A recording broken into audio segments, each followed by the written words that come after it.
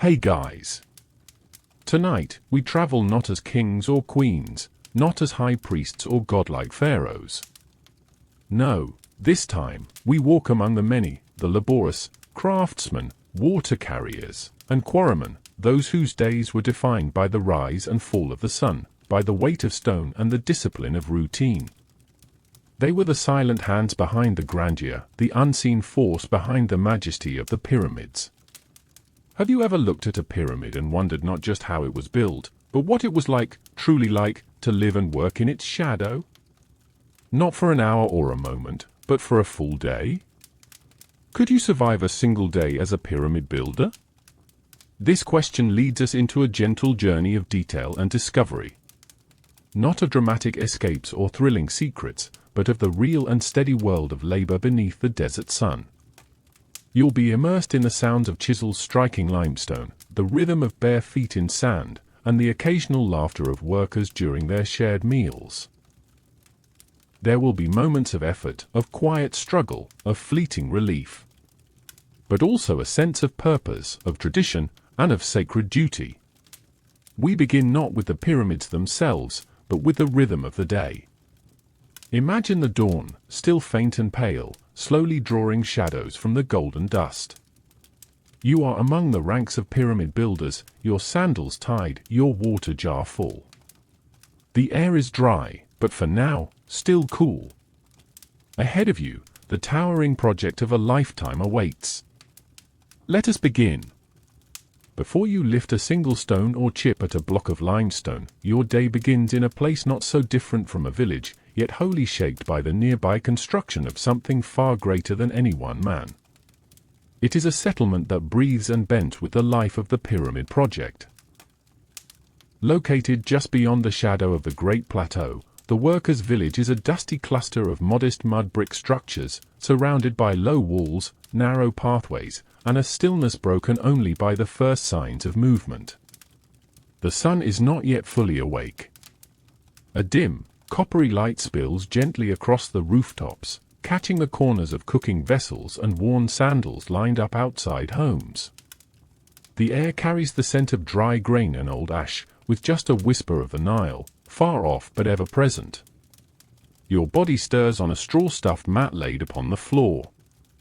Sleep came easily last night, your limbs still heavy from yesterday's work. But now, the day calls. There's a soft rustle beyond your door. Other laborers are beginning to wake as well. Some murmur quietly, others step into the street with practiced ease, adjusting their simple kilts and head coverings, shielding themselves already from a sun not yet visible. The house you sleep in is small, yet it holds warmth. Not just from the heat of the Egyptian night, but from the familiarity of shared life. You live with others like you. Sometimes it's family, brothers or cousins, or simply others assigned to the same task. There is little privacy, but no one expects it. Life here is collective, rhythmic. Your first task is not with stone, but with nourishment. Breakfast is humble, but enough. A mix of emmer bread, perhaps still warm from an earlier baking, and a bit of date beer, weak in strength but enough to start the day. You chew slowly, aware of each bite. The beer is thick and coarse, brewed in clay jars, strained through reeds. It fills your belly, not your mind. The conversation is minimal. Most men eat in near silence, saving energy for the heat to come. Outside, others are already gathering tools, wooden mallets, copper chisels, baskets for hauling rubble. You recognize a familiar sound, the gruff voice of the overseer calling out roll. His presence is respected, but not feared. He, too, was once a laborer. His words carry the cadence of command, but not cruelty. And so, your body follows memory. You rise, stretch slowly, wash your face in a communal basin set near the door. The water is cool and precious.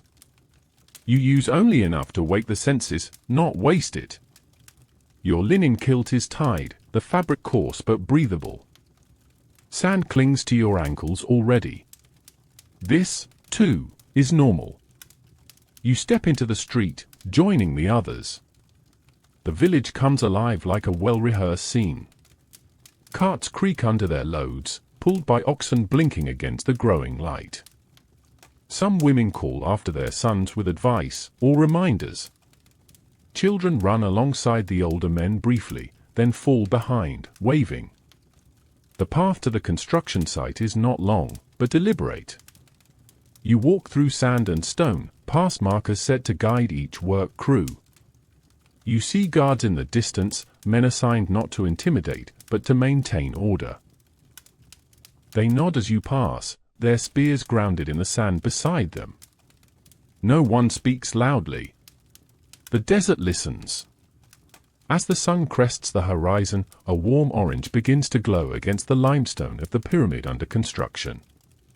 It rises like a beacon, an unfinished giant. Its steps are still jagged, its sides incomplete. Ramps stretch upward, filled with laborers moving in coordinated rhythm, some hauling, some carving, others directing. Your heart beats slower, not faster. You know your role. You have done this for weeks, perhaps months. The task is enormous, but the process is measured. You report to your assigned crew. Today, you are part of the team smoothing newly placed blocks, preparing surfaces for future layers. The tools are familiar. The heat begins to build. But the sun is not yet harsh. You take a moment to breathe in deeply, letting your eyes scan the structure ahead. Imagine yourself here, standing on sacred earth, beneath an unfinished sky temple. You are not a tourist, not a historian. You are one of them. And the day has only just begun. As the day progresses, the workers' tasks unfold like a silent ritual, one born not from ceremony, but necessity. While the builders at the pyramid site begin their delicate work of setting and smoothing stone, another crew works far from the monument itself, in a place more rugged, more raw, a quarry, where the very bones of the pyramid are unearthed. Imagine now that your day has taken you away from the main site, into the very womb of the limestone hills. The journey is not short. You walk with your fellow laborers along a dusty, sun-scorched path. The land is flat, mostly barren, dotted here and there with low shrubs, the occasional bleached bone of some long-dead creature, and fragments of tools worn beyond use. The quarry lies like a wound in the desert, open and wide. It is not deep, but it is vast. Blocks of white and golden limestone glisten faintly under the intensifying sun, their surfaces cool only for the briefest moments in the early morning. Already, teams of men are at work, their movements a kind of quiet choreography. Some strike the bedrock with copper chisels and dolerite hammers, round stones hauled from distant locations, harder than the very rock they seek to shape. The sound is repetitive, yet not unpleasant, a steady clink, clink, clink, like a distant bell muffled by the dry air. Others wedge wooden splinters into cracks already formed, then pour water slowly, letting the expanding wood force the stone apart. A simple method, but effective. Time and water are tools, too. Your role today is with a crew responsible for extracting and prepping blocks for transport. You do not strike the rock yourself, but rather assist in clearing debris, guiding ropes, smoothing edges for transport. The work is physical, but not hurried. There is no racing here. Only steady, precise repetition. The rhythm of labor matters more than its speed. The overseer is present, but he, too, moves slowly, watching the men work with a practiced eye. He carries a tally board, a simple wooden tool with marks and notches recording the crew's output. You've seen him pause near a particularly large block, murmuring quietly to the stonemason in charge. Decisions are made with care. Each stone must be just right, too small and it cannot bear weight, too flawed and it may crumble. The sun now rides higher in the sky, and the stone reflects its glare. Your skin warms. The linen of your kilt clings more tightly now, damp with sweat. A bead runs down your temple, gathering dust before reaching your cheek. Still, you work. Still, you move. Nearby, a group begins preparing a block for transport. Wooden sleds are brought forward, crude but functional. Long, thick ropes are checked for wear. Water is poured onto the sand ahead of the sled to reduce friction, a technique passed down for generations. With a low hum, almost musical in its unity, the men begin to pull. You join them. Your hands grip the rope tightly, fingers wrapping around the coarse fibers. With a low call from the foreman, the group begins its coordinated push and pull. Muscles strain, heels dig into the sand, and the block begins to slide. Slowly. Purposefully. Inch by inch. There is no applause, no moment of celebration. Only the satisfaction of momentum, of progress. You feel it in your shoulders, your back, the arches of your feet. You feel it in the quiet nod shared between you and the man beside you. This is not just a task. It is a trust. Each stone, once placed, will sit for millennia. You are building permanence. The quarry is not silent. The sounds of labor echo gently, wood on stone, voices low and measured, hammers tapping like distant thunder. In the heat, the dust hangs in the air, a fine golden mist that coats everything, your hair, your arms, your breath. Around midday, a break is called. You sit in the shade of a rock overhang with others, sipping slowly from your water jar, eating again the bread and dried fish prepared that morning. A young boy, barely old enough to work, delivers a jar of date beer to your crew. You thank him with a nod. No one speaks loudly. The sun is still rising, and the hardest work is still to come. As you rest, you notice the quiet care that surrounds each task. Tools are cleaned, ropes coiled, sleds rechecked. Even in rest, there is purpose. The labor may be hard, but it is not cruel. These are not slaves, but workers, sometimes conscripted, often volunteers. Men who believe in the work, in the gods, in the pharaoh, in something larger than themselves. By early afternoon, the block is ready for transport. It will join a procession toward the construction site, moving over wooden planks laid like stepping stones across the sand. You won't be part of the crew hauling it all the way, another team awaits that task. But you will see the block off. You will watch it begin its slow journey toward the rising monument, and feel, for a moment, the quiet pride of having carved one more piece of forever from the living earth. The sun begins to shift westward, casting long, angular shadows across the quarry walls. Dust floats like smoke, catching the amber light. You wipe your brow, adjust the cloth over your shoulders, and return to your work. Stone by stone. Breath by breath. The day continues. As the day stretches onward, not all hands are burdened with chisels or ropes. Some minds are occupied with the quiet intricacies of precision, measuring, aligning, and planning with a clarity that stretches beyond a single lifetime. You are now stepping into the role of a surveyor, or a temple scribe, entrusted with the sacred mathematics of pyramid construction. This is a different kind of labor, equally vital, less visible, and no less demanding. Imagine yourself seated not in the dust of a quarry, but upon a smooth, shaded ledge overlooking the pyramid's broad base. A leather scroll lies rolled beside you, marked with careful, inked lines. A set of tools, a plumb bob, a straight edge, a knotted rope, rests within arm's reach. The tools are simple, yet powerful. Each one carries the knowledge of centuries. This morning's task is one of orientation. Each block placed must follow a master plan that traces the will of Pharaoh and the alignment of the stars.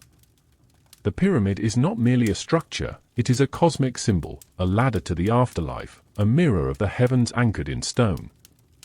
The base must align nearly perfectly with the cardinal directions. It is a feat of intellect, astronomy, and persistent observation. You begin by checking your sight lines.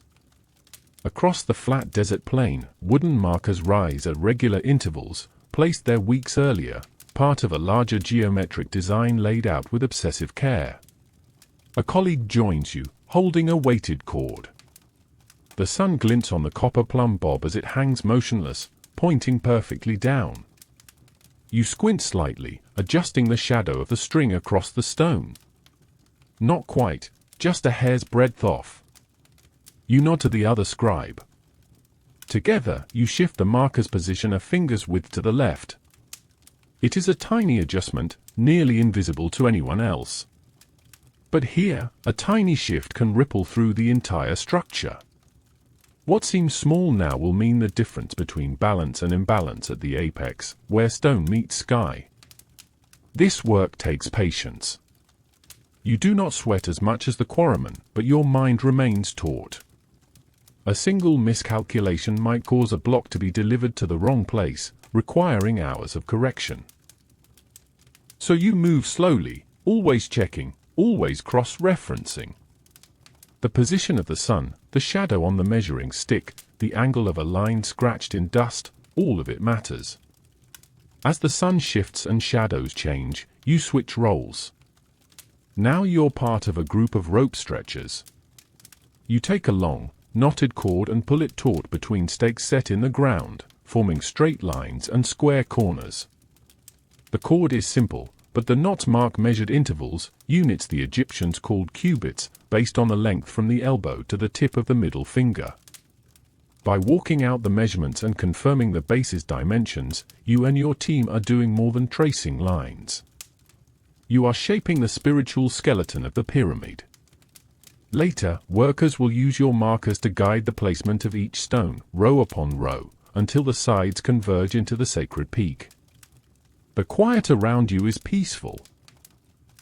There is a soft breeze from the north, carrying with it a faint hint of the Nile's presence.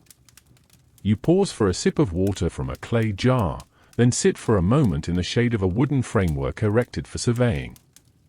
Nearby, a younger assistant carries a wax tablet filled with calculations. He is learning, watching. Perhaps one day, he will take your place.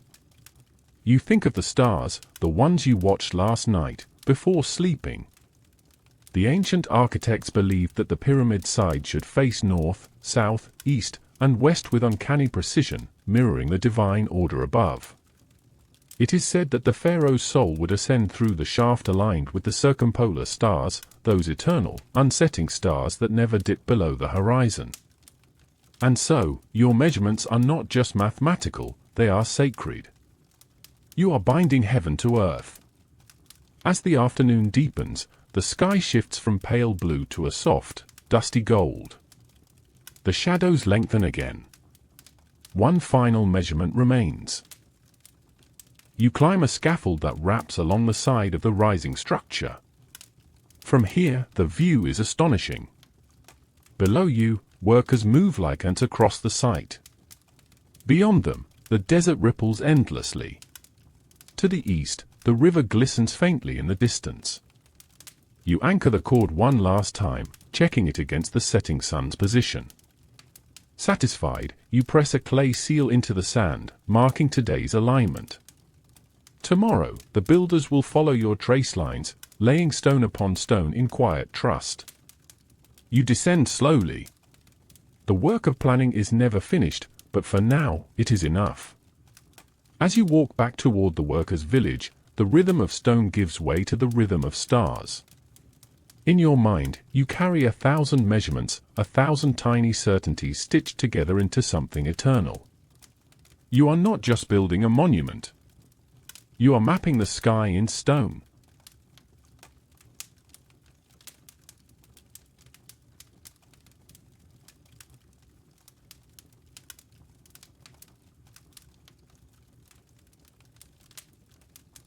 As the sun reaches its peak overhead, casting sharp shadows along the scaffolded sides of the rising pyramid, the work slows, not from lack of discipline, but from necessity. Even the most dedicated crews cannot labor under the full force of the midday sun without pause.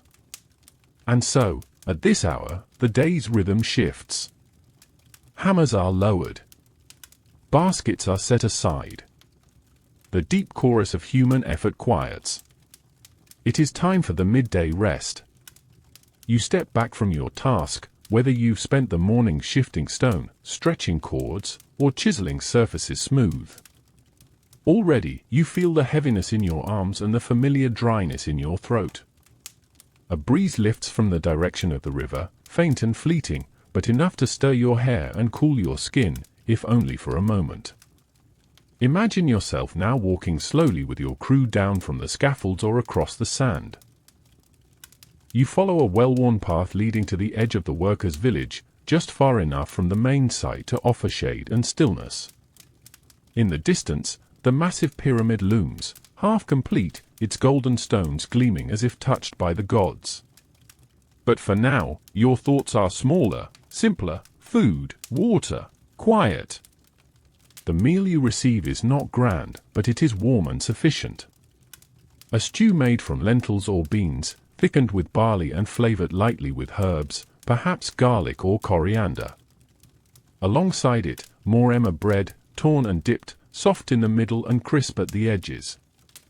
You might have a few dry dates or onions, and if the day is fortunate, a bit of salted fish. Protein is precious here, but not entirely rare. The pharaoh's state supplies are generous to pyramid workers, and this pause in the day is seen as essential. You eat with your hands, seated on a low stone ledge or perhaps on the ground. There is little ceremony. Just the comfort of chewing slowly, of swallowing, of letting your muscles go slack for a time. The taste is earthy and familiar. The food is warm from the cook fires that burn constantly at the village's edge. Around you, other workers murmur quietly. Some joke, others sit in silence, heads tilted back, eyes closed, listening to the quiet rustle of the wind.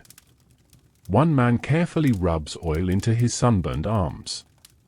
Another tends to a torn sandal, threading new leather through its sole. Nearby, a clay jug is passed around, date beer again, thick and mildly fermented, enough to satisfy without clouding the senses. There is no rush to return.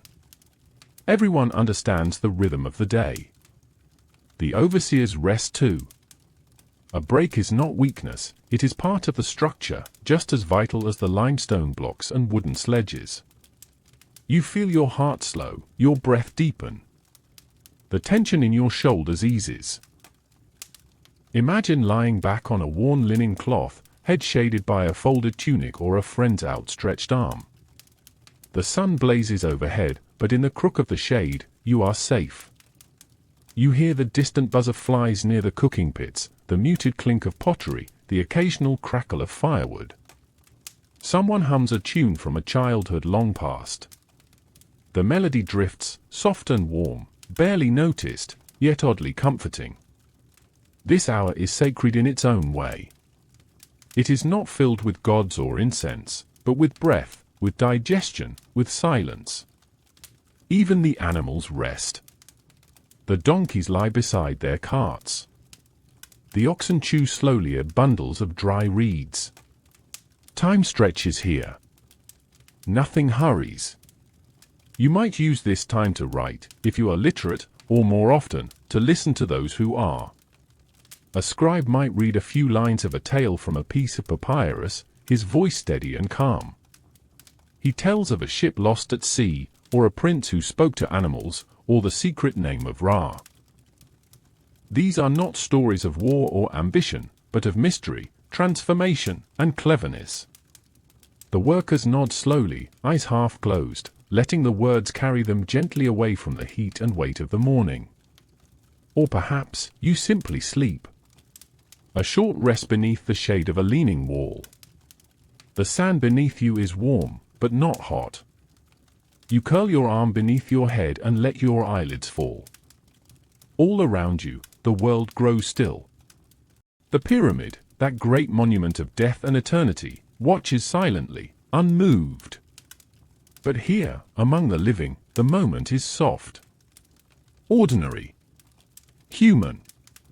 And then, as if summoned by an invisible signal, the village begins to stir again.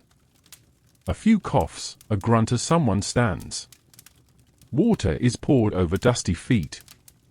Tools are gathered. A laugh breaks out, someone makes a joke about the slowest block hauler. Someone else sings a brief verse of an old river song. The moment of rest is ending. The pyramid calls once more. And so, with bellies filled and bodies briefly restored, the workers rise. You rise. The sun has passed its peak, but the work is not yet done. The second half of the day begins, as it always does, not with fanfare, but with steady, silent resolve. The afternoon light shifts slowly, inching down the sloped surfaces of the rising monument. The sun, though still bright, begins its quiet descent, casting long golden streaks across the construction site. It is now time for the more delicate, yet equally strenuous, labor of positioning the stones, an effort that combines strength, skill, coordination, and a kind of quiet reverence. As a builder, your place is here, on or near the pyramid itself. You are one of hundreds working in synchronization, but the work never feels chaotic. The site is orderly in its own way, like a slow, breathing organism. Everyone has a role. Everyone knows the rhythm. You begin by ascending a temporary ramp made of mud brick and rubble, packed tightly to form a gradual slope that winds around the pyramid's base like a ribbon. This is not the final structure, but the lifeline by which stones are brought upward, higher and higher each week. Along this winding path, teams of men haul massive limestone blocks using wooden sleds, thick ropes, and muscle. Some guide from behind, others pull from the front, leaning their full weight into each step. You are assigned to a placement crew today, stationed near the western face, midway up the pyramid slope.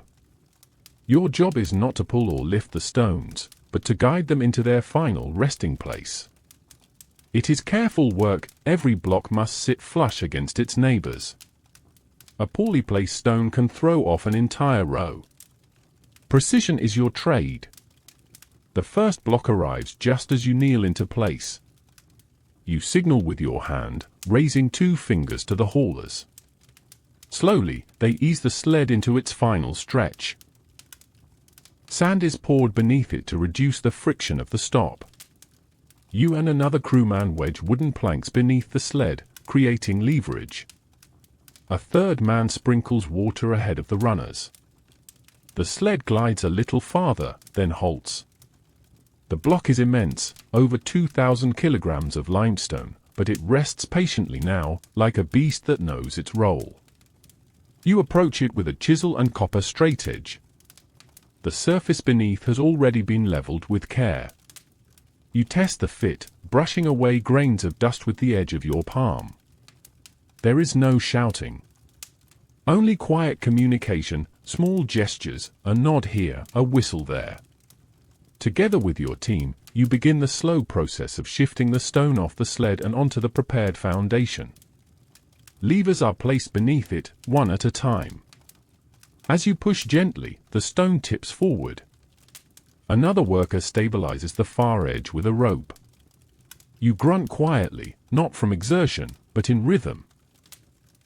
It becomes almost musical, a low chant of effort. Once the stone is in place, the final adjustments begin. You nudge it gently with short wooden beams. You tap the corners with a stone mallet, testing the sound, listening for hollows that must be filled.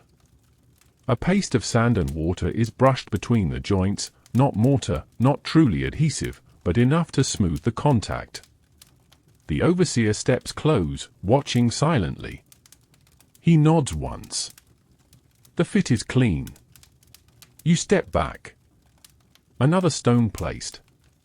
Another piece of eternity secured. This process repeats. The afternoon passes in gentle repetition. Each task is familiar. Each moment, though similar, feels essential. You become deeply attuned to the texture of the stone beneath your fingers, the way light hits the corners, the subtle shifts of shadow that tell you if a block is properly aligned. As you work, your mind drifts. You think of the tombs in the valley nearby, of the god said to dwell in the sky, of the pharaoh whose soul this monument will carry upward. You think not in minutes or hours, but in spans of stone, how many blocks until sundown, how many rows until the season's end. Occasionally, you pause for a sip of water, passed from a nearby helper who moves among the crews with a jar slung over his shoulder. The water is warm now, but still welcome. The copper cup passes from hand to hand, and no one speaks as they drink. There is a kind of reverence in the silence. The sun begins its slow fall toward the horizon. The light softens. The air cools just enough to lift the edge of your tunic. Shadows stretch long across the site. The day's last stone arrives, and though you are tired, your movements remain precise. There is no sloppiness here. The pyramid demands your full attention, even in fatigue. And when at last that final block is placed and leveled, you set down your tools. You stretch your back. Your arms ache, but in a familiar way. The way they always do at this hour. A soft horn sounds from the direction of the overseer's station, a long, low note carried on the breeze. It is not an alarm, nor a command. It is simply the signal of day's end. You and the other builders begin to descend the ramps, your feet slipping slightly in the dry sand. Behind you, the pyramid glows faintly in the last of the sun's rays. Another layer is complete. Another line of stone pressed toward the sky. You do not cheer. There is no applause. Just the sound of sandals on stone, and the occasional quiet murmur as men speak of food, of rest, of home. The day's labor is finished. And though your muscles ache, there is a kind of peace that settles over you. The pyramid stands taller now. And so do you. As the golden light begins to fade and the heat releases its grip on the land, the pyramid site slowly empties. The day's work has been completed, and now, the men walk the familiar path back to their quarters, not in a parade, not with fanfare, but with the weary ease of those who have earned their rest. Imagine yourself among them, feet dusty, body sore but intact. The tools have been returned to their storage shelters, the last ropes coiled neatly, and the ramps now lie quiet, no longer echoing with the weight of stone and effort. The air is cooler now, touched by a hint of desert chill that gathers quickly as the sun descends. You walk with others down a worn track back to the workers' village. The path curves gently, winding past shallow trenches, small storage huts, and the shade of a few thorny acacia trees. The breeze picks up slightly, rustling the loose fabric of your kilt and lifting strands of hair from your damp brow. The conversation is soft, simple talk of meals, of aching backs, of upcoming feast days. You speak without urgency. The rhythm of the day has shifted once more. As you approach the village, the smell of smoke greets you. Thin plumes rise gently from the cooking pits, narrow fire trenches dug into the sand, lined with clay and fueled by dried reeds or animal dung. A savory scent floats in the air, lentils, flatbread, roasted garlic, and perhaps, if you are lucky tonight, a bit of goat meat or dried fish. The sun is now almost gone, and the sky glows a dusky violet. The pyramid, visible still in the distance, has taken on a different hue. No longer gold, it looks softer, paler, as though it is drawing in the light of the stars even before they appear. It stands quiet and monumental behind you, like a dream remembered. You pass the storage yard, lined with clay jars, baskets of tools, and heaps of fresh straw for bedding. Children dart between the homes, chasing each other through narrow alleys. Their laughter is faint, never shrill. Women call them in gently, preparing evening meals. A few older men sit near the edges of the village, speaking softly over cups of beer, their faces carved with lines of sun and time. Your home is simple, a small mud brick structure shared with others, perhaps brothers, cousins, or close friends. The floor is bare, the walls marked by soot and years. But there is comfort here. Familiarity. You unstrap your sandals at the threshold and leave them beside a stack of firewood. Inside, the air is cooler.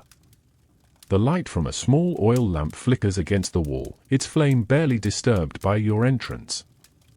You sit, legs folded beneath you, and receive a bowl of food passed by a companion. It is warm, thick, satisfying. You eat slowly, savoring each bite. There is no rush. Outside, the voices of the village rise and fall in a calming rhythm, low, domestic, serene. Someone begins a story. Not a grand myth, but a tale of a neighbor who dropped his bread into the sand, or of a boy who swore he saw a falcon fly through his sleeping quarters. Laughter hums through the room, soft and short-lived. Someone else hums a tune from an old work song. A few begin to sing along under their breath. Your body begins to release its tension. The ache in your muscles remains, but it no longer bothers you. It is simply there, like the dirt beneath your fingernails, or the tired lines beneath your eyes. You lie back against a reed mat and let your head fall against a folded cloth. The oil lamp flickers. Outside, the sky darkens to a deep, endless indigo. Before sleep takes you, you reflect for a moment on the day. How many blocks were placed? How many steps taken? How many centuries will your work endure? The pyramid is not just stone. It is story. It is service. It is faith, chiseled into form. And your life, humble as it is, has touched it. The last sound you hear before closing your eyes is the low murmur of someone praying quietly to Pata, the god of craftsmen. Not loudly. Not as ritual, but as habit. A word of thanks for hands that held steady, for legs that did not give out. Then stillness. And then sleep.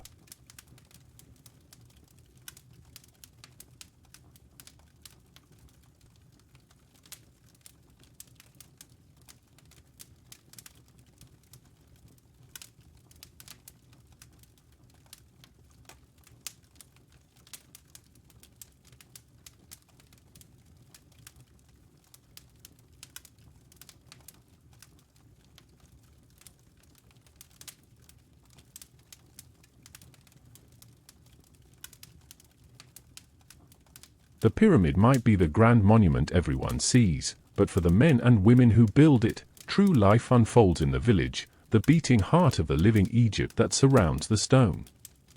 Imagine, now, waking not to the call of horns or the shadow of colossal stones, but to the gentle noise of morning within the village. The sun hasn't fully risen yet. There is still a silver glow over the land, a cool hush. From within your small mud brick home, you hear someone sweeping with a bundle of reeds just outside. The rhythmic hush-hush of straw against packed earth is soothing. Inside your dwelling, it is quiet and dim. You lie for a moment under a light linen covering, taking in the familiar scent of burnt oil and warm dust. A co-worker, still half asleep, stirs next to you, rolling over without a word. You rise, careful not to wake the others, and step outside. The workers' village is more alive in the early hours than many might expect. It is not a place of misery. It is a place of community.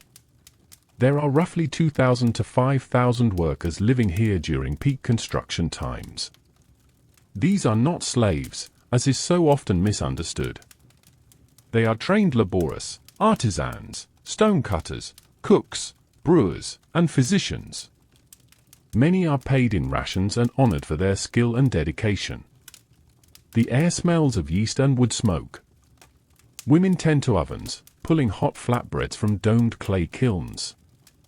Beer is being stirred in wide-mouthed vats, thick and slightly sour, made from partially baked loaves crumbled into barley mash and left to ferment.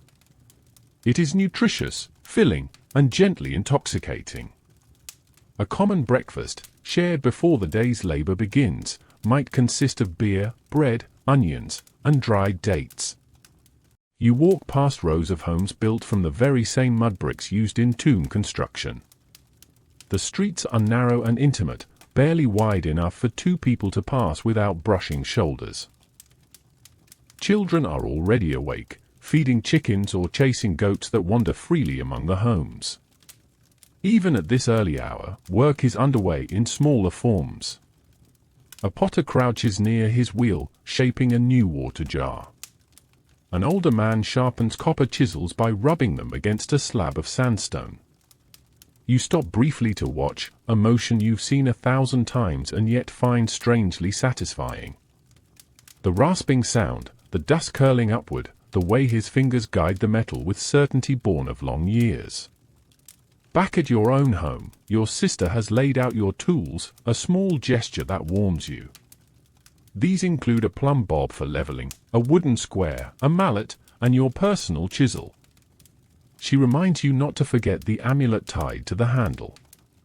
It's a small carved stone shaped like a frog, Hecate, the goddess of fertility and new life. You carry it for luck and protection, though you don't always admit it aloud. There are moments of joy here, too, outside of work. On rest days, wrestling matches are held in the open square.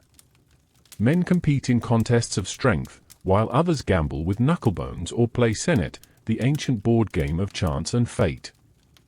In the evenings, musicians gather with flutes and lutes, and songs echo across the mud brick walls. You recall a night not long ago when a scribe visiting from Memphis recited a poem beside a fire. Speak not of death beneath the sky, for we build where kings shall lie. But we live while stones are raised, and our names endure in praise. You think of that now, walking toward the center of the village where a healer tends to minor wounds, a stubbed toe, a chipped tooth, a finger bent the wrong way under a stone. The healer uses honey, beer, and herbs ground into pastes. He wears a leopard skin sash, a sign of spiritual authority as well as skill. You pause, offering a quiet greeting, and he responds with a nod. Your shoulders are tight, he says without needing to examine them. You sleep too hard. You smile. He's right. Nearby, a woman collects laundry, linen tunics soaked in a mixture of natron, clay, and ash. The garments are beaten on flat stones and rinsed in large jars of clean water drawn from the canal that runs beside the village. That canal, an engineering marvel in its own right, is the lifeblood of the settlement. It brings water not just for drinking and washing, but for mixing with clay, cooling homes, and softening bread dough. Somewhere in the village, a goat bleats. A rooster crows. A child giggles as he stumbles after his older sister. The pyramid is impressive. But this small web of life and laughter and labor, it is what truly sustains it. This is where the heartbeat of the ancient world lives. The sun now peaks over the horizon. It's time to return to the site. But for this fleeting moment, there is calm, a silence that says, this is where you belong. This is the world beneath the world. It's quiet again now. The wind brushes across the sand like a whisper, and the river reflects the pale sky like polished stone. But we leave the village behind for a while, because it's time to enter a different kind of world, one not made of stone and labor, but of oils, amulets, and unusual remedies. Let's step into the home of an Egyptian healer. The doorway is draped with woven reeds, keeping out dust and flies. Inside, the air is heavier, fragrant with incense, burned frankincense, dried lotus blossoms, and traces of something more pungent, old herbs, damp clay, and fermented oil. A woman sits on the floor grinding ingredients with a basalt mortar and pestle. Nearby, another rolls a ball of what looks like dark green paste between her fingers, gently placing it into a carved alabaster jar. This is a house of healing. And among the curious and sometimes shocking substances used here, none stir more fascination or discomfort than crocodile dung. Yes, crocodile dung. Collected fresh from the riverbanks, carefully dried in the sun until it forms hardened lumps, and stored in sealed jars far from the living quarters. To our modern ears, it sounds revolting. But in ancient Egypt, it was a respected tool in the healer's kit, especially for matters concerning fertility and protection against illness. Why crocodile dung? Let's return to the Nile, where the crocodile reigns as a symbol of divine power and terror. Sobek, the crocodile-headed god, represented strength, virility, and the primal forces of life. To the Egyptians, the crocodile was not simply an animal. It was a sacred presence, part of the river's mystery, part of the god's design. Incorporating crocodile excrement into medical practice, then, was not random or primitive. It was symbolic. The healer wasn't merely mixing feces, they were invoking Sobek's protective spirit. In a land where amulets and incantations were as important as ointments and tonics, this blend of the mystical and the medicinal made perfect sense.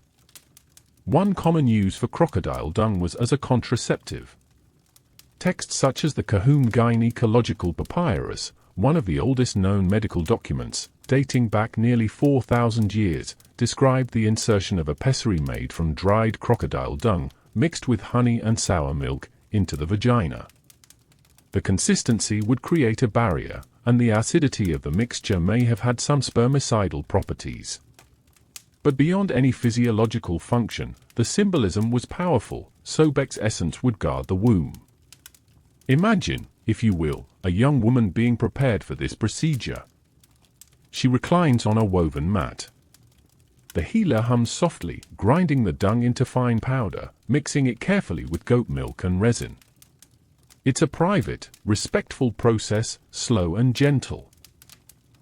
An offering is made to Tauret, the hippo-goddess of childbirth, and incense is burned in her name. The healer applies the mixture with a smooth, curved applicator carved from bone. It is not a procedure rushed or taken lightly. Every motion is purposeful, every word a prayer. Other uses for crocodile dung extended into skin treatments and amulets. Some healers believed that the powdered dung, when worn in a linen pouch around the neck, could ward off evil spirits or infections. Others rubbed it onto infected wounds, its thick texture acting as a protective paste, similar to modern-day poultices. We mustn't impose our modern sense of hygiene or medical understanding onto this world. They didn't know about bacteria in the way we do. But they did observe patterns. They watched wounds heal. They saw who survived childbirth and who didn't. And they kept records.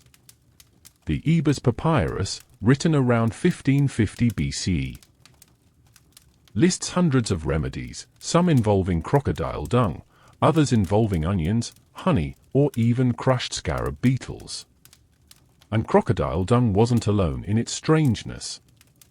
Hippopotamus fat, fly droppings, and powdered human skulls all had their place in the ancient healer's toolkit. What they lacked in modern science, they made up for in observation, tradition, and faith. Back in the healer's home, we watch the women finish their work. The jars are sealed with beeswax, labeled with symbols that note the purpose of each paste.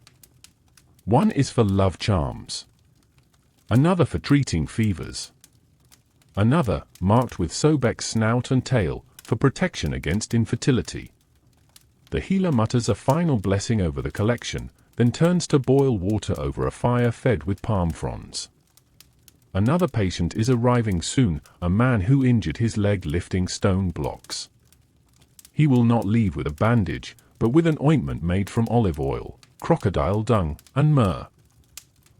Strange by our standards, but part of a long, living tradition in his. Outside, the sun rises higher. Children shout near the river, splashing water as a crocodile slips silently downstream. The healer watches, nods, and says softly, "Sobek watches over us." And for those living then, that was enough. As we drift further along this tranquil journey through ancient Egypt, let us gently turn our attention to the scrolls and scribes, the quiet architects of healing. Beneath the flickering oil lamps in temple libraries and beside the workbenches of healers, sacred scrolls rested. Woven from papyrus reeds and inscribed in careful ink strokes, these were Egypt's first medical textbooks. Imagine, if you will, the soft rustle of a papyrus scroll being unrolled. The scribe leans over, his reed brush dipped in black pigment, copying ancient knowledge word for word. These aren't just myths or charms, though those appear too. These are methodical lists. Symptoms, treatments, mixtures, and instructions, all meant to guide the hands of those tasked with healing the body. One such scroll, the Ebers Papyrus, is an absolute treasure trove.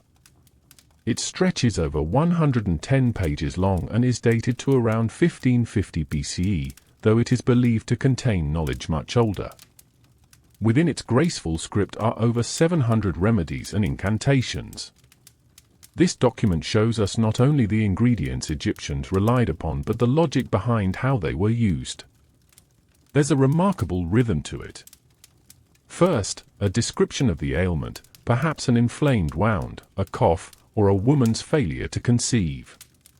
Then, the remedy, a blend of plants, animal parts, minerals, and sometimes, yes, crocodile dung.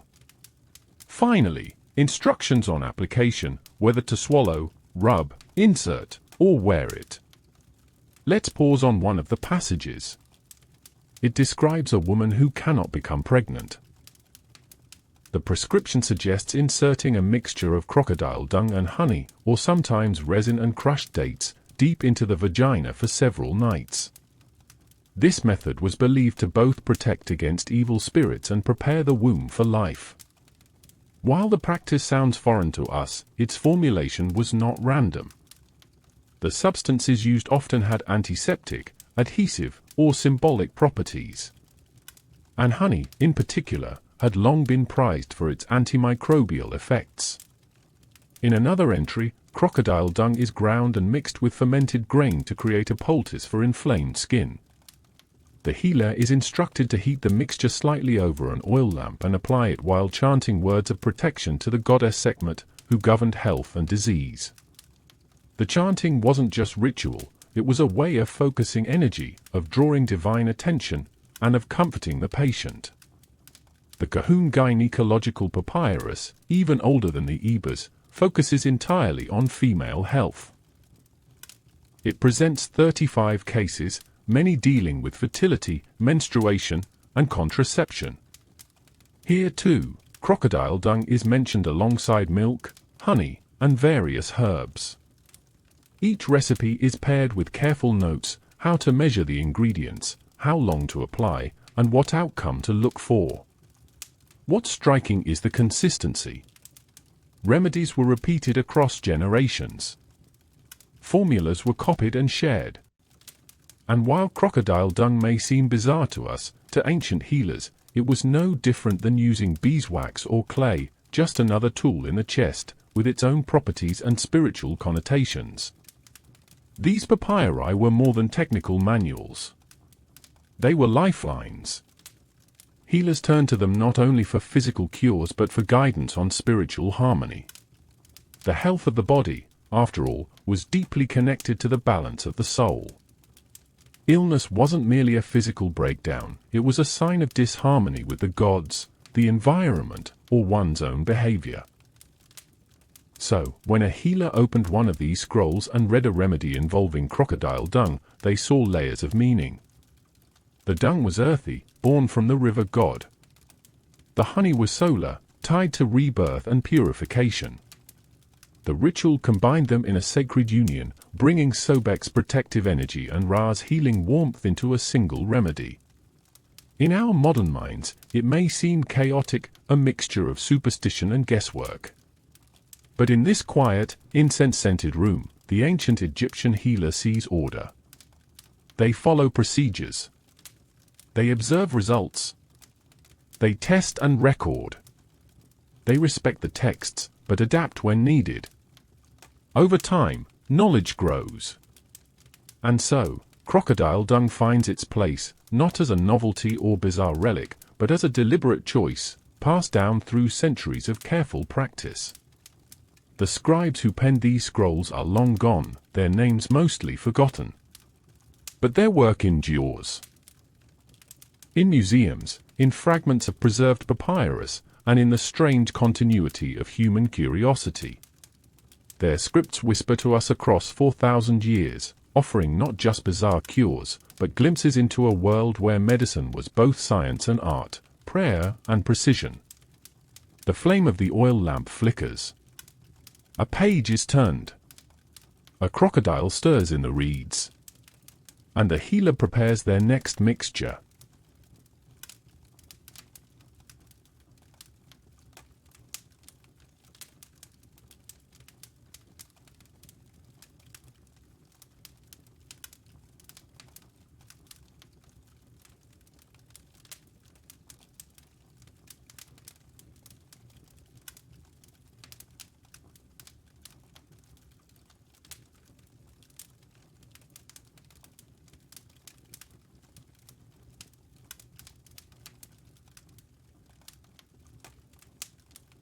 Let us now glide softly into an unusual but fascinating element of ancient Egyptian healing, the role of scent.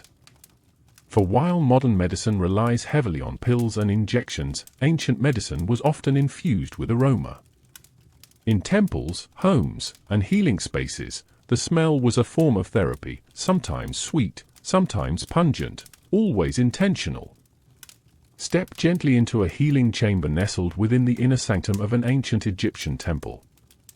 The walls are smooth and cool, etched with depictions of lotus flowers, healing gods, and celestial boats drifting across the night sky. The floor is swept clean, and in the center sits a clay brazier. A healer crouches beside it, feeding herbs and resins into the embers. A warm, earthy scent curls upward. It is not merely for atmosphere. These scents were part of the cure. The Egyptians believed that certain smells could purify the body and mind, ward off spirits, and attract the attention of gods like Thoth or Isis, who were often called upon during treatments. Incense made from frankincense, myrrh, cinnamon, and juniper berries was common, and the act of burning it was often the first step in healing rituals. And then there were the less pleasant smells. Among the most challenging ingredients was crocodile dung, used in certain medicinal applications for its texture, symbolism, and yes, its scent. When dried and powdered, it was less offensive than one might assume. But in some treatments, it was used fresh. This had a purpose. You see, Egyptians believed that certain illnesses, particularly those affecting women's fertility or the intestines, were caused by blockages or disturbances that could be jolted back into balance with strong smells. Crocodile dung, sometimes mixed with herbs and burned over coals, was thought to create a vapor potent enough to cleanse internal systems or realign the body's humors. Consider one remedy for a woman with delayed menstruation. A mixture including crocodile excrement, resin, and heated beer was placed in a vessel with a funnel. The woman would squat over it, allowing the vapors to enter the body. This form of medicinal fumigation was thought to stimulate the womb and realign the internal rhythms. It's not entirely far-fetched. Aromatic therapies, now known as aromatherapy, are still in use today. The Egyptians understood that scent had the power to calm, to arouse, to warn, and even to heal. What seems alien to us now was rooted in a long tradition of observation and trial. In another ritual, the odor of crocodile dung was used as a test of pregnancy or fertility. A woman would inhale a mixture overnight. The reaction of her body, be it nausea, sweating, or a specific kind of discomfort, was interpreted as a signal of her condition. Was it scientific? By our standards, no. But it was systematic, and it reflected an attempt to read the body through its responses. In temples, the smell of sacred crocodiles themselves became part of the divine experience. These creatures were often kept in sanctuaries, treated with reverence, and fed on delicacies. Their presence infused the temple grounds with an unmistakable earthy scent, one the priests associated with fertility, rebirth, and primal power. And in everyday homes, mothers might use a diluted paste containing dung and herbs to anoint the cradle of a newborn, not only to ward off malevolent spirits, but to surround the child with the scent of protection, a mark of divine favor, and a nod to Sobek's watery domain. What may seem grotesque to us had its own logic in a world where the line between sacred and profane was blurred. Crocodile dung, with its pungency and wild origins, was not just waste. It was transformation, decay that held within it the promise of renewal. And even in scent, symbolism reigned. Crocodile dung came from a creature that bridged two worlds, the Nile and the land, the depths and the sunlit bank. Its smell evoked that borderland, where life and death touched, where medicine and magic merged. For an ancient healer, the aroma was not an inconvenience, but a signature. It said, "This remedy is powerful, primal, and unlike any other." Now close your eyes for a moment. Imagine the thick, smoky air of a temple. The croak of frogs in the distance. The flickering of oil lamps. And that unmistakable smell, sweet and foul, ancient and sacred, curling through the corridors of time. This was the smell of healing. This was the smell of faith. And for those who believed, it was the scent of survival. We now drift slowly into one of the most sacred and mysterious realms of ancient Egyptian life, death. Not as an end, but as a transition. A journey. A deeply orchestrated passage to another world. The ancient Egyptians did not treat death with fear. They prepared for it meticulously, reverently, and with profound creativity. And in these preparations, seemingly strange substances found sacred purpose, including crocodile dung. As strange as it may sound, crocodile excrement was occasionally used during the complex process of mummification, not as a primary ingredient, but in supporting roles, symbolic protections, and occasional embalming mixtures. Step quietly into a cool, stone embalming chamber. The air is thick with the scent of resins and oils. The deceased lies on a stone slab, wrapped partially in linen. Priests in leopard skin cloaks chant softly in the background, invoking Anubis, guardian of the dead. On a low table nearby rests a collection of vessels. Some contain natron, the salty compound used to dry the body. Others hold cedar oil, beeswax, and fragrant herbs. And tucked among them, less conspicuous but no less purposeful, is a small jar marked with a symbol, the crocodile. Why? The answer lies in layers, both physical and spiritual. Crocodile dung was sometimes used in a symbolic fashion during the wrapping of the body. It might be smeared, in diluted form, onto the outer layers of linen, particularly in protective spells or when the deceased had made specific requests in their funerary texts. In these cases, it was believed to form a barrier, an earthy shield against malevolent spirits and unclean forces that might disturb the journey to the afterlife. Some scholars believe the pungency itself had purpose. Like the use of pitch and bitumen in other burial practices, the natural bacteria-repelling qualities of some animal waste might have contributed to preservation. Though not common, records suggest experimentation in certain regions or during certain dynasties. But more often, the presence of crocodile dung in funerary rites was spiritual. It was tied to the Great Nile, to the god Sobek, to renewal, and to protection. Just as priests used crocodile icons and amulets to guard tomb entrances, so too did they call upon its symbolic body. In some tombs, particularly those near the Femme region, where crocodiles were abundant and often revered, offerings were found that included dried crocodile feces alongside more typical items like bread, fruit, and beer. These were not errors. They were messages. Tokens. Reminders of a life spent close to the river, of allegiance to the gods of the flood, and of hopes for rebirth in the field of reeds. Imagine now a family gathered beside the tomb. They whisper prayers, hands pressed over their hearts. A priest anoints the doorway with oils and herbs, and with a final gesture, he places a clay packet into the burial niche. Inside it? A mixture of river clay, crushed lotus, and crocodile dung. A ritual blend to ensure that the spirit within finds safe passage, watched over by the powers of the Nile. Even in protective magic spells, written on papyrus or scrawled on the inner walls of coffins, references to crocodiles and their leavings appear. Not often, but enough to suggest belief.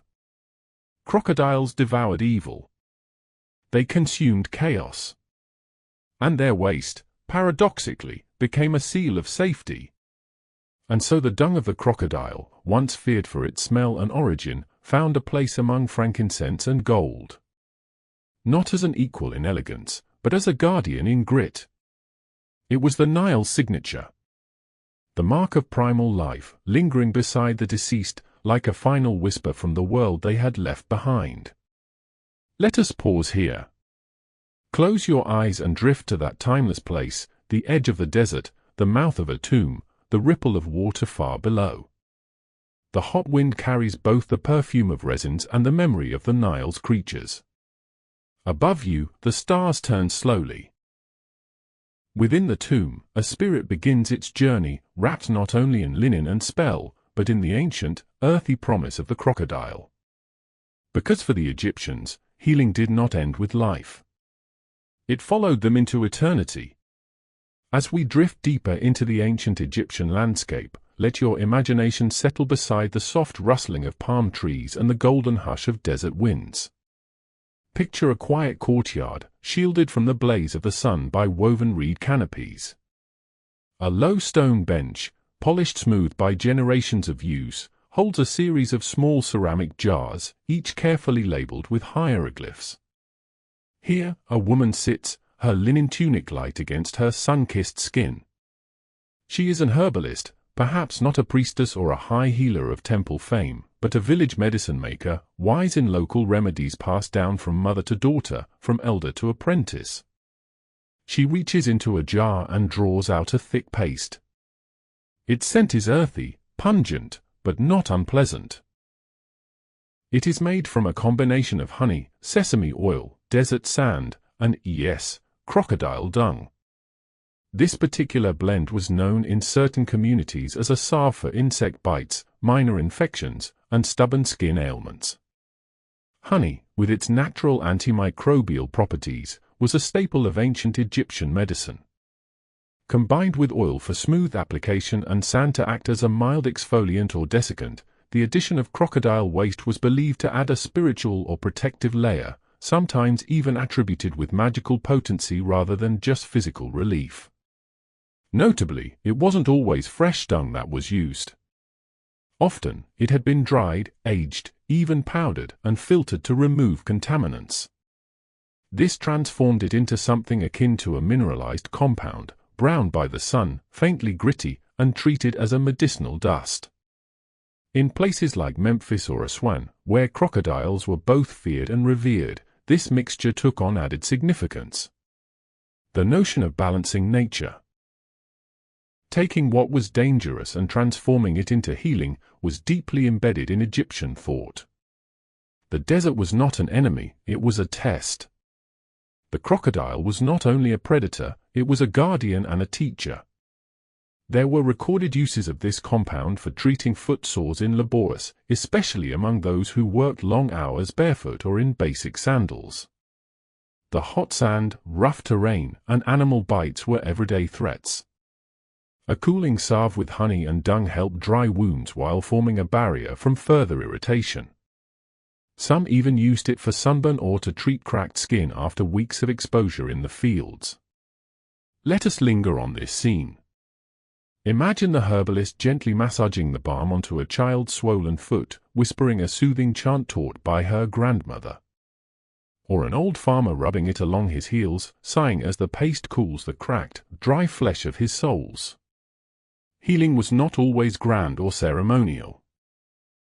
Sometimes, it was quiet, homemade, and touched by the ordinary hands of care.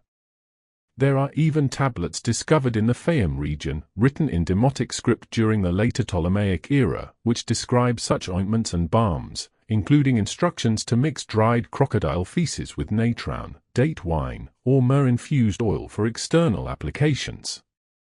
The writers did not treat the ingredient as an oddity. It was just one among many.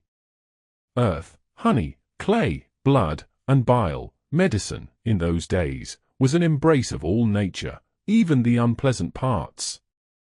To our modern ears, it may sound strange.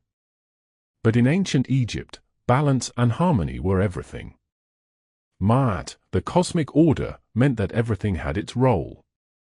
Even waste. Even what came from the body of a beast. If it could protect, heal, or cleanse, it had value.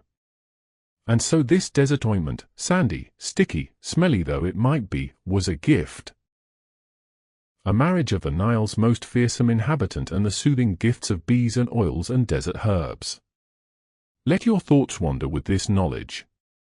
Picture the warm evening light of an Egyptian village, where the scent of sesame and sand drifts softly through clay houses.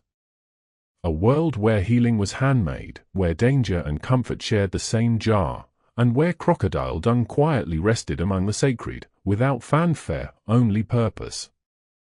As the night deepens, so too does our journey. And the past, though buried, whispers ever more gently through the layers of time.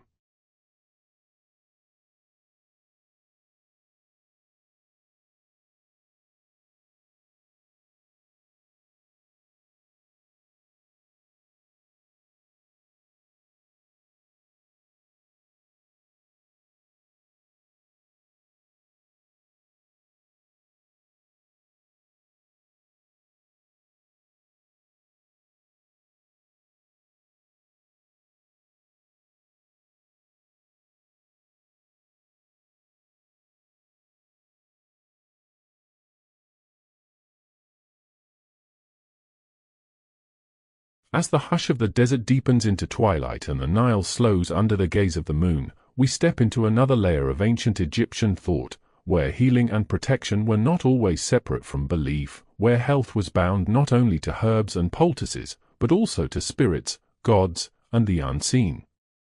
Picture yourself now inside a temple courtyard, its stones warm from the day's sun, its walls etched with sacred carvings that shimmer in the flickering lamplight. The air smells of incense, kai-fi, perhaps, made from myrrh, frankincense, wine, and honey. A scribe unrolls a papyrus scroll. Nearby, a priest kneels before a statue of Sobek, the crocodile-headed god, his head bowed in reverence, his fingers brushing the earth. In the sanctified silence of such spaces, crocodile dung was not merely an ingredient. It was a symbol, a potent offering, a medium for ritual, a tool for spiritual hygiene. There are records from temples in Komombo and Edfu that suggest crocodile waste, when burned in small quantities, was believed to ward off malevolent spirits. The dried matter was mixed with resins and slow-burning herbs to create a sacred smoke. This smoke, pungent and heavy, was waved through the air during healing rituals. It wasn't the smell that mattered, it was the power associated with the crocodile. In confronting disease, especially the invisible kind, illnesses of the mind, night terrors, or persistent misfortune, priests might invoke Sobek's strength, his dominion over chaotic waters, to reassert spiritual order. Small amulets were sometimes made from materials incorporating powdered crocodile waste. Combined with clay or wax, they were shaped into the likeness of protective gods, sometimes Sobek, sometimes Tauret, the hippopotamus goddess of childbirth and motherhood. These talismans were worn by pregnant women or children, or placed beneath sleeping mats to protect the home. The connection between crocodile dung and protection wasn't limited to superstition. It reflected a worldview in which nature, even its most fearsome parts, was full of both danger and cure. The crocodile, a killer in the Nile, could also be a guardian against spiritual threat. Magical texts from the late period often refer to the strength of the reptile or the tail of Sobek when invoking spells to repel sickness. These weren't literal tails or scales, but metaphorical references, sometimes rooted in ingredients like crocodile waste, which carried symbolic weight. Dung, in this spiritual context, wasn't filth. It was power. Let's sit for a moment in this idea. Imagine a mother, worried for her feverish child. The herbal remedies have been tried. A balm of honey and herbs has cooled his brow. But the fever lingers. She walks to the edge of town, where the temple healer lives. The priest prepares a paste, small, symbolic. Dried crocodile dung, ground into dust, blended with frankincense ash and rubbed on the soles of the child's feet. He chants softly, invoking Sobek. The mother listens, her hope clinging to the ritual like a reed in the current. In this world, healing was layered. Physical and spiritual, medicinal and symbolic. All were part of the same whole. Interestingly, some healing spells describe the waste of certain animals, especially crocodiles, as acting like a seal against invisible arrows, a poetic phrase for fevers, fits, or spiritual attacks. In these spells, crocodile dung might be placed beneath a person's bed or on the threshold of the home, not to be touched, but simply to hold the space. Its very presence was enough, according to the belief, to drive away the unseen. In royal tombs and magical papyri discovered in Thebes and Saqqara, we find remnants of this thinking. Writings speak of protective circles drawn around the sick, with animal dung among the ingredients burned or buried at the four corners. In one scroll now preserved in the British Museum, a passage lists 5 sacred protections: honey, natron, black myrrh, crocodile dust, and lion's hair, each representing a different kind of barrier. Each chosen not just for its properties, but its meaning. We often forget how intimately ancient people wove symbolism into their daily practices. To modern minds, crocodile feces might seem unpleasant or even dangerous. But to the Egyptians, its association with Sobek gave it weight beyond the physical. It represented strength, rebirth, defiance against chaos. Let your thoughts linger there. In a world where every plant, every star, every creature had its place, even waste was sacred. Nothing was wasted. Everything had potential. The sun sets behind the palms. The river murmurs quietly. And the crocodile, silent in the reeds, watches. Its waste, strangely enough, lies at the heart of healing, of protection, of meaning.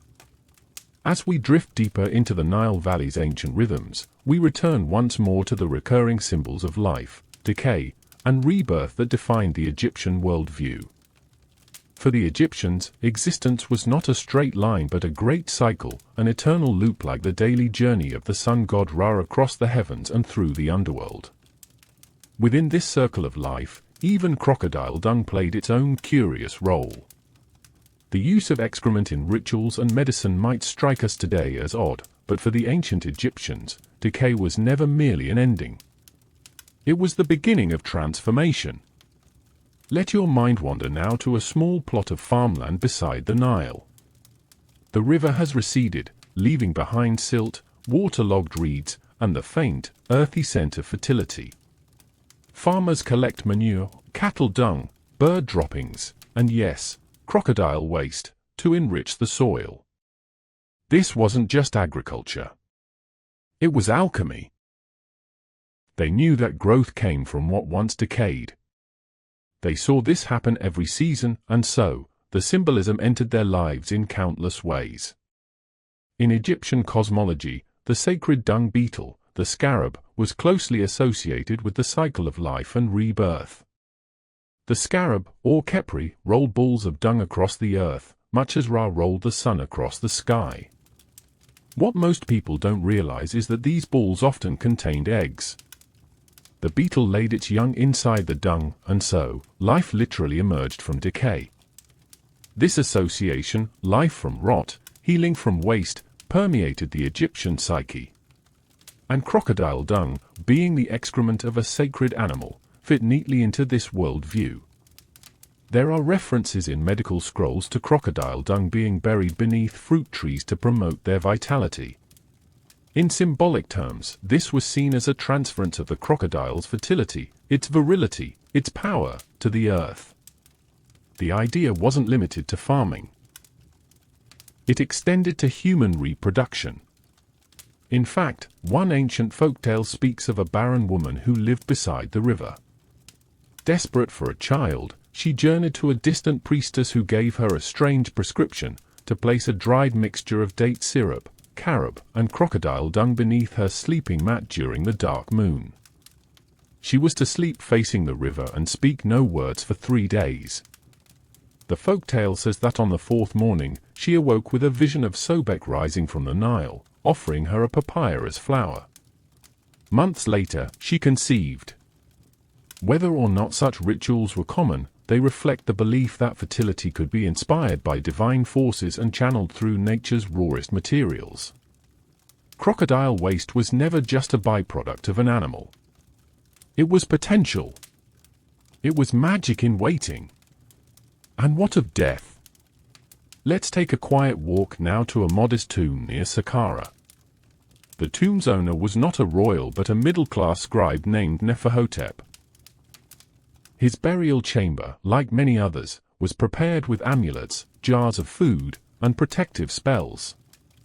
Interestingly, one of the vessels recovered from a nearby tomb contained a sealed mixture, natron, honey, frankincense, and what modern testing revealed as traces of crocodile dung.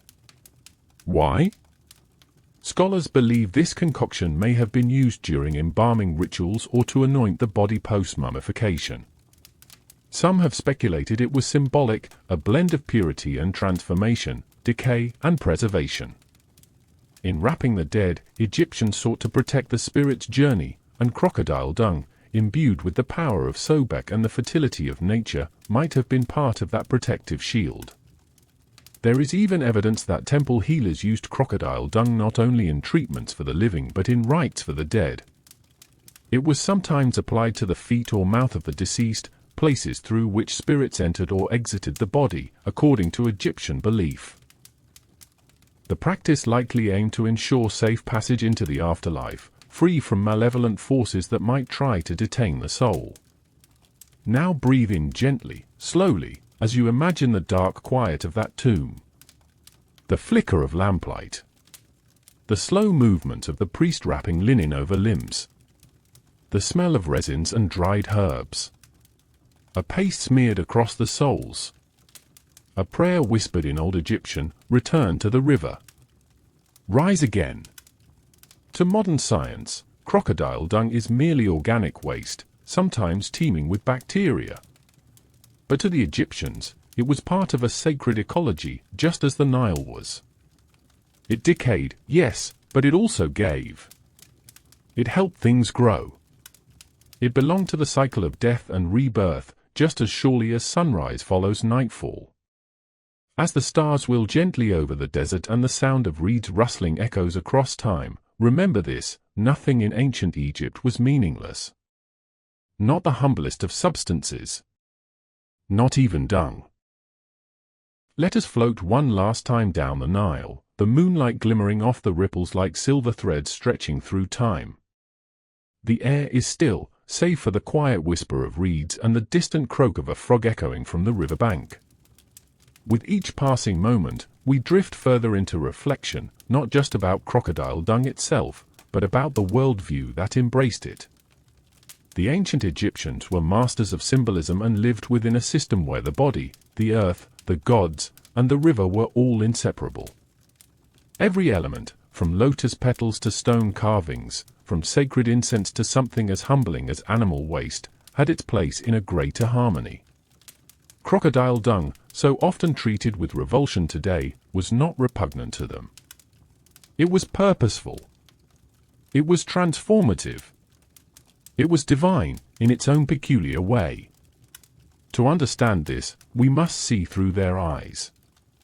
Eyes trained not just to observe the world but to read it. Every natural object carried layers of meaning. The sun was more than light, it was the breath of Ra. The river was not just water, it was the bloodstream of the land. The crocodile was not merely a predator, it was a living incarnation of Sobek, fierce protector, and master of life's uncertain tides. And its dung? That, too, belonged to the divine cycle.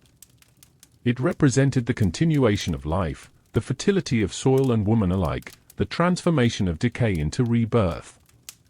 When dried and pressed into medicinal pastes or combined with other substances for ritual protection, it was believed to channel the raw, untamed power of the Nile's most fearsome guardian. Even among temple scribes and physicians, the substance was recorded and categorized, not as taboo, but as one of many tools in the natural world's abundant apothecary. Alongside honey, myrrh, natron, and lotus seeds, it was measured, administered, and revered. But as with all things, time moved forward. By the later periods of Egyptian history, and especially with the arrival of foreign rulers and Greco-Roman influence, some of the old practices began to fade. Medical papyri grew more standardized. Temple rituals shifted. And slowly, the use of animal dung, especially crocodile dung, began to recede. Not entirely, of course. The echoes of these remedies lived on, tucked into corners of folk medicine, carried in whispers across village generations. But eventually, modernity overtook myth. Germ theory replaced divine cause. Sanitation eclipsed symbolism. Yet even now, the memory lingers.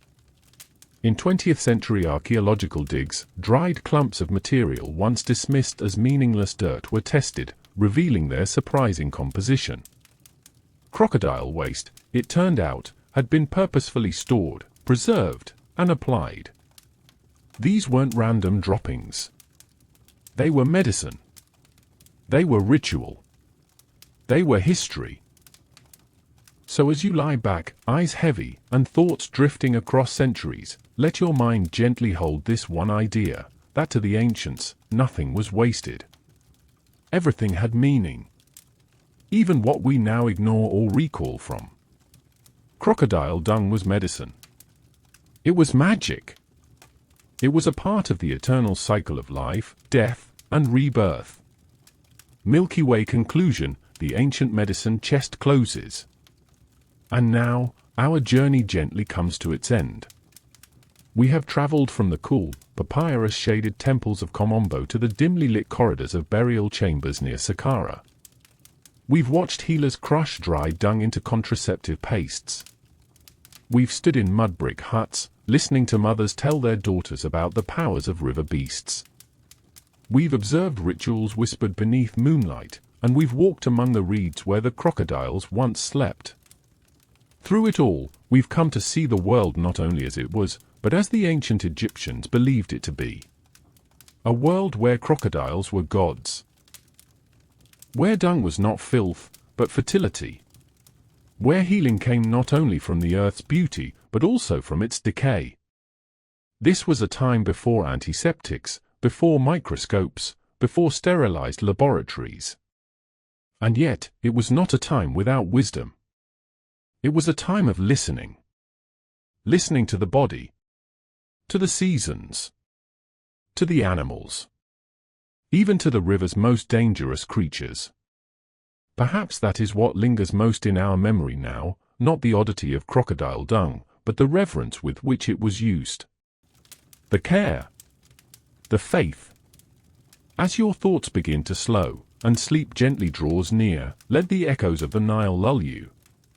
Let the ancient winds carry you through reed beds and over temple stones. Let the stars above Egypt, unchanged for thousands of years, shine softly over your dreams. And when you wake, know that somewhere, in a quiet museum drawer or a forgotten scroll, a piece of this strange, beautiful history still sleeps, waiting to be remembered once more. Good night.